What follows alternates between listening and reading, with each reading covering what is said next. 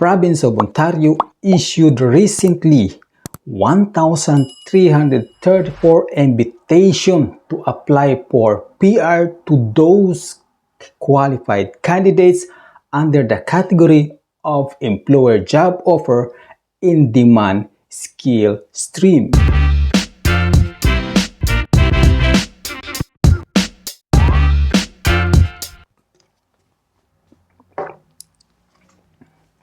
Welcome back po kabayan, this is Das from Das Info TV, nasa pong OFW based po sa Ontario, Canada. Kabayan, grabe ang ginawa ng province of Ontario kasi recently, last draw, okay, sa UNIP, April 15, 2026 ay nag-issue sila ng kabayan 1,334 na invitasyon for PR application sa mga candidates na qualified mag-apply kabayan para sa kategorya na employer job offer in demand skill streams. Grabe, 1,334. Talagang mapapasana all ka na lang talaga kabayan, di ba? Grabe, mag-draw ang Ontario. At in this draw kabayan ay parang pangkalahatan ng buong Ontario. Yung iba kasi sa mga previous month, tinignan ko, ay mayroong specific na lugar, kagaya sa Northern. Okay? May draw sa Northern, may draw sa Eastern, sa Western. Pero ngayon, wala nakalagay, parang pangkalahatan. At dalawang kategorya ang nababanggit. Ang sa draw ngayong April 15, ito yung sa kategory na sa agriculture job related at walang specific, another priority occupation na kahit nasa tayo, nasa tier 4 and 5 ay pasok kabayan. Basta ma-meet mo yung minimum score. Okay? So ito na nga kabayan, alamin natin kung ano yung at mga occupation na dinaw nila last 15. Okay? So ito employer job offer in demand skill stream candidates invited in agriculture related and other priority occupation. So ayan na nga ang balitang kabayan ay galing mismo sa website ng Ontario. Website kabayan. Legit ho ito. Okay? So dahil sa-submit ko lang last 10 ng aking expression of interest, ay this is my first time na papasali at mag-abang na sana maimbitahan. Yun naman ang ating target So ito na. Sa unang kategorya kabayan, kung kayo po ay nasa agriculture, ito ho ang kanilang minimum score. Kung kayo po ay nasa 35 points ang inyong EOR o AOI ay malamang nakatanggap ka ng imbitasyon kabayan. Paki-check yung email mo Baka hindi mo na napapansin o kayong spam folder. Baka nandun po. Baka nakatanggap na kayo ng imbitasyon mula sa UNIP. Okay? Kung kayo ay mga candidates o aplikante in agriculture-related occupation, dapat may score kayong 35 and above ay makaka-receive na invitation to apply for PR. So ano ba ang position para sa agriculture? Ilan ba ito? 1, 2, 3, 4, 5, 6, 6 kabayan na NOC. Una, NOC 84-120, ito yung Specialized Livestock Workers and Farm Machinery Operator. NOC 85-100, Livestock Laborer. 85-103, ito yung Nursery and Greenhouse Laborer. NOC 94-140, ito yung Process Control, Machine Operator, Food and Beverage Processing. NOC 94141 Industrial Butcher, Meat Cutters, Poultry Preparers, and related job. NOC 95106, ito yung Laborer in Food and Beverage Processing. Okay? So, ito na. Dahil nga po ay kasasubmit ko lang po ng ng aking EOI sa ONIP. Ngunit masamang balita po para sa akin. This is my first draw na nag-abang ako.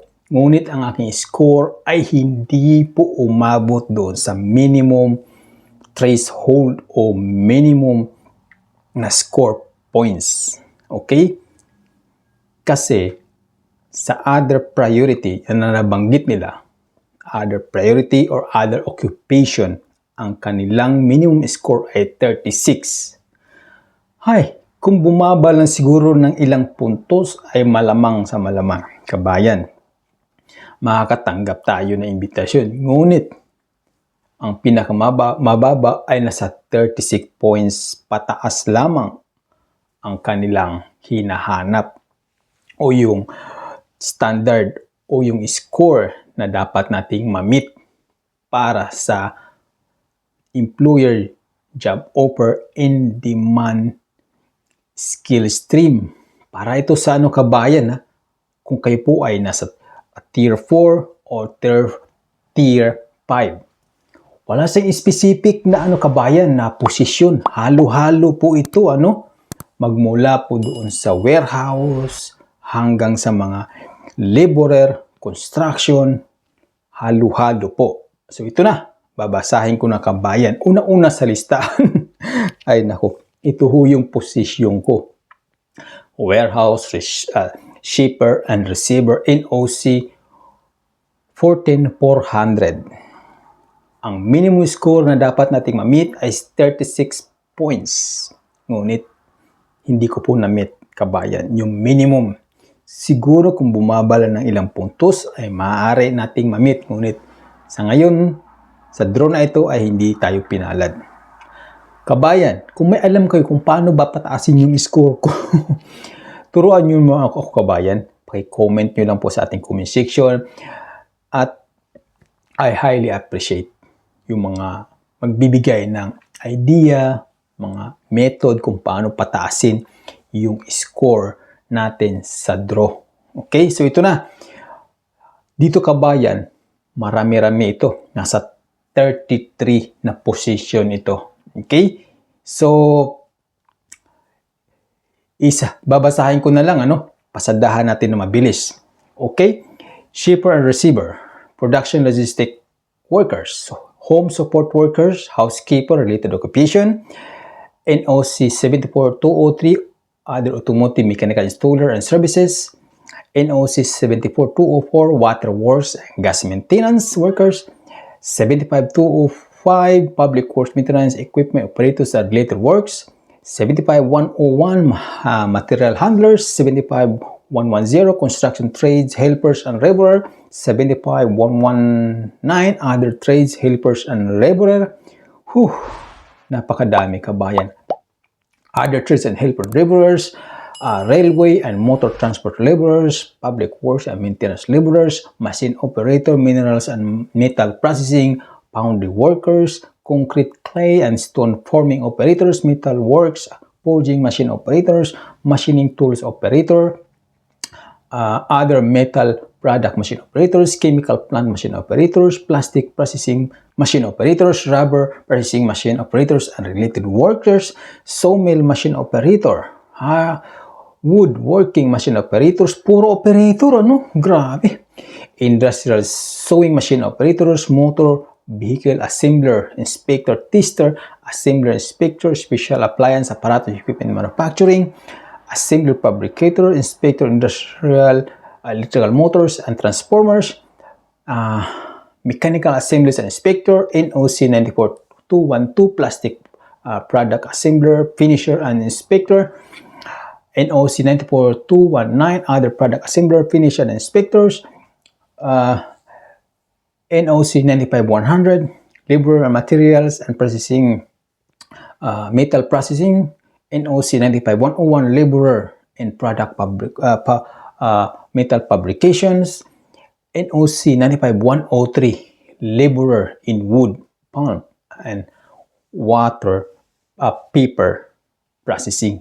Kabayan, yung mga posisyon, hindi mga skilled. Ang mga posisyon na ito ay Tier 4 o Tier 5 kabayan. O di ba? Hay, sana doon sa mga nabanggit ko kabayan ay napasali ka. At sa malamang na malamang, kung na-meet mo yung points na 36 points ay nakatanggap ka na ng imbitasyon. Okay? Ay nako. So dahil nga hindi pa tayo sinwerte ngayon kabayan ay mag-aabang-abang ulit tayo sa susunod na draw. Okay? So paano ba once na makatanggap kayo ng imbitasyon kabayan ay meron lang kayong hanggang nakalagay dito review. Number 1, review the employer job offer and demand scale page to determine if you meet the requirements and ensure that you have the mandatory requirements or documents. Number 2, your employer must review the employer guide and submit the application within 14 days calendar. Okay? Hindi kasali siguro dito yung weekends, Okay, pero wala nabanggit. Ang nabanggit lang is calendar. Malamang sa malamang ay kasama ang weekend. Hindi naman nakalagay na working days. Nakalagay calendar days. Okay? 3 steps. Pangatlong steps, mag-login lang po doon sa inyo OINPE filing portal and click newly created file numbers with the prefix GOXX. Kung kayo po nag-submit sa express of interest, meron kayong file number na nagsisimula sa prefix na GOXX, okay? Then you must submit your application and payment within 17 days calendar from the date na nakatanggap kayo ng imbitasyon kabayan. O di ba? Sana all na lang talaga. Okay? Sana all makatanggap sana all ng imbitasyon, So, uulitin ko kabayan dahil hindi po umabot ang aking scores, ang aking express of interest points doon sa minimum na 36 points ay hindi po tayo napasali. Siguro kung binabaan pa ng ilang punto ay malamang sa malamang nakatanggap tayo. Pero kabayan, yung last month tinignan ko yung history doon sa Francophone o yung mga French speaking, meron silang draw kabayan. Halos ganito rin, Ang score minimum is 25 lang kabayan. O di ba? Parang may palakasan na. Parang mas priority nila yung mga French speaking. Kasi ang baba, 25 lang. Tapos yung mga English speaker is 36, So, siguro, kailangan mo natin mag-aral ng French. Pero wala na tayong time kabayan, Well, dalangin pa rin natin sa Diyos na sana loobin na sa next draw ay bababa pa yung points, na kanilang i-draw. At inulit ko kabayan at kung meron kong idea kung paano pataasin yung points natin. Ang alam ko kasi yung isa sa mga alam ko yung halimbawa kapag ang IELTS o CELPIP mo mababa ang score mo ay mag-exam ka uli at dapat tataas na yun para tataas din yung score natin dun sa points, Ang mahirap na kasi dito kabayan kapag umabot ka sa 40 plus yung edad mo. Nakagaya ko, 40 plus na. Halos zero na yung puntos na makakuha mo kabayan kapag umabot sa ganung edad. Ngayon, kung ikaw ay nasa 30 pataas, mataas-taas ang makukuha mong puntos. Okay? So, good luck na lang sa atin at saka sa susunod na draw. At congratulations kabayan kung ikaw may nakatanggap na ng imbitasyon sa ONIP Under Employer Job Offer and Demand Skill Stream. Okay, so hanggang dito na lang muna. Ako magpapaalam. Hanggang sa muli nating pagkikita. This is Dads from Dads Info TV. See you soon. Shukran.